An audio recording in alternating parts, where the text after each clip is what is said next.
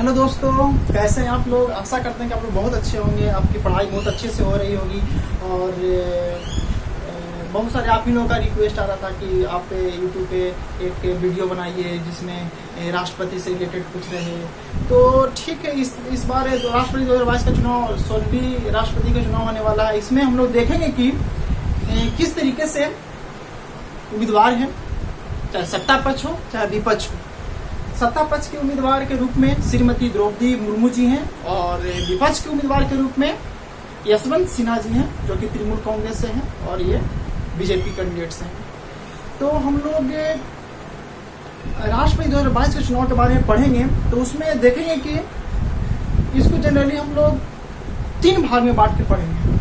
पहला पार्ट यह रहेगा इस वीडियो का कि इसमें राष्ट्रपति के उम्मीदवार के रूप में एनडीए गठबंधन से बीजेपी कैंडिडेट श्रीमती द्रौपदी मुर्मू जी का बैकग्राउंड क्या है, उनका क्वालिफिकेशन क्या है, उनका राजनीतिक करियर किस तरीके से है, उनका निजी जीवन किस तरीके से है, इन सभी बातों का हम लोग अध्ययन करेंगे, बातचीत करेंगे इन सब चीज़ों के बारे में। और दूसरे वीडियो में यह रहेगा कि राष्ट्रपति का चुनाव किस तरीके से होता है, उसका प्रोसेस क्या है, कौन सा आर्टिकल्स में आता है। और थर्ड पार्ट में हम लोग देखेंगे, तीसरे भाग में वीडियो का रहेगा उसमें, कि श्री यशवंत सिन्हा जो तृणमूल कांग्रेस के उपाध्यक्ष रह चुके हैं, वो उनका राजनीतिक कैरियर किस तरीके से है, उनका निजी जीवन किस तरीके से है, उनका एजुकेशन क्वालिफिकेशन किस तरीके से है, इन सभी बातों का हम लोग अध्ययन करेंगे। तो राष्ट्रपति 2022 के चुनाव के बारे में चलिए हम लोग विस्तार से अध्ययन करते हैं, अपने लेक्चर को शुरुआत करते हैं। ये मेरा फर्स्ट वीडियो है, आप ही लोग इसको अपना प्यार सपोर्ट दिखाइए, जिससे मुझे और हौसला मिले और अच्छे से अच्छे कंटेंट लाने की कोशिश करेंगे यूट्यूब पे, इसी चैनल पे। चलिए तो स्टार्ट करते हैं। श्रीमती द्रौपदी मुर्मू जी जो हैं वो संथाल जनजाति से बिलोंग करते हैं। संथाल जनजाति उड़ीसा, झारखंड जैसे राज्यों में निवास करती है और वहीं से ये महिला आती है। इनका जो सबसे पहले हम लोग देखेंगे इनका राजनीतिक कैरियर किस तरीके से चुनाव लड़े, कौन सा चुनाव हारे, किस तरीके से अपना एक स्थानीय चुनाव जीते हैं। ठीक है, चलिए स्टार्ट करते हैं हम लोग। तो सबसे पहले राष्ट्रपति के उम्मीदवार के रूप में श्रीमती द्रौपदी मुर्मू जी हैं।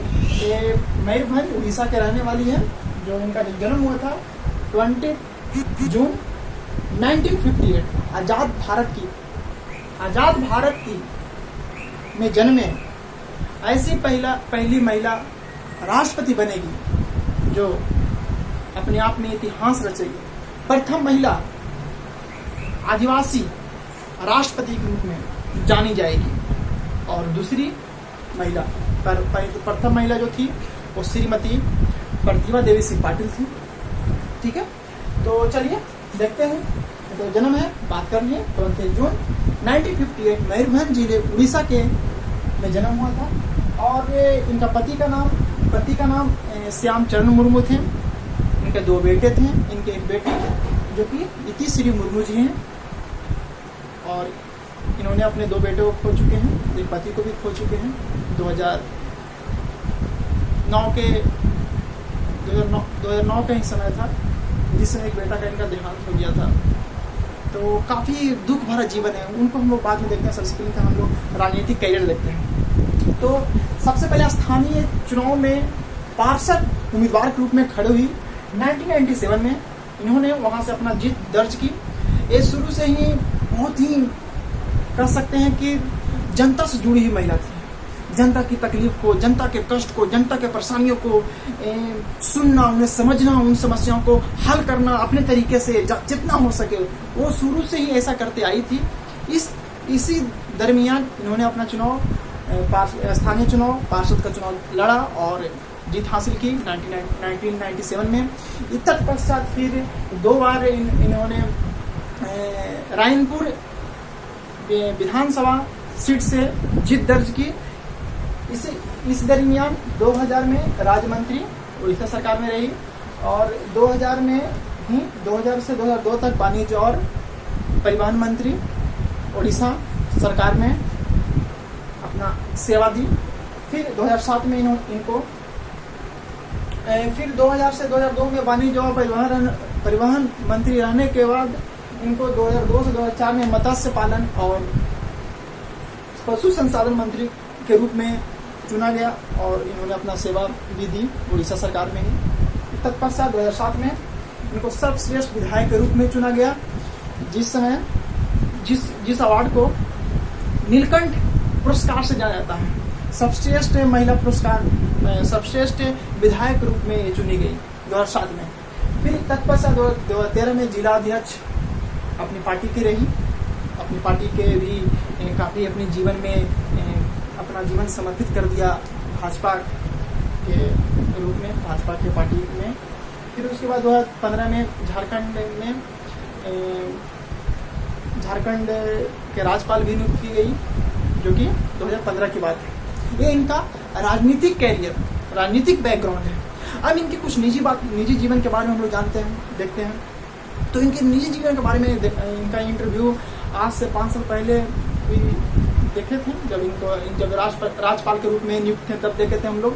तो देखे थे तो उसमें हम लोग देख रहे थे कि ये इनका जो जीवन है वो काफ़ी संघर्षपूर्ण जीवन है।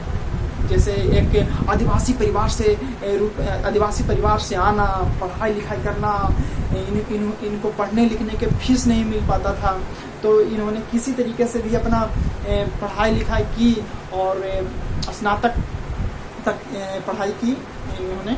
और इसके बाद फिर वे संगठन में जुड़ गए। फिर इनके जीवन में सबसे दुख भरी जीवन होती है, दुख भरा जो जीवन है उसे कहते हैं। 2009 के समय में इन्होंने जब सुबह के समय था, तो सुबह के समय जब अपने कमरे में आई तो देखी कि इनके बेटे हमेशा के लिए सोए हुए, हमेशा के लिए सो गए। आज में मृत्यु होने के कारण वो काफ़ी चिंतित, काफ़ी डिप्रेशन में चली गई। तत्पश्चात उन्होंने साधना, योगा, आध्यात्मिक जीवन की शुरुआत की। आध्यात्मिक जीवन की शुरुआत करने के बाद इन्होंने डिप्रेशन से बाहर आ ही रही थी कि 2013 में इन्होंने अपने एक और बेटे को भी खो दिया।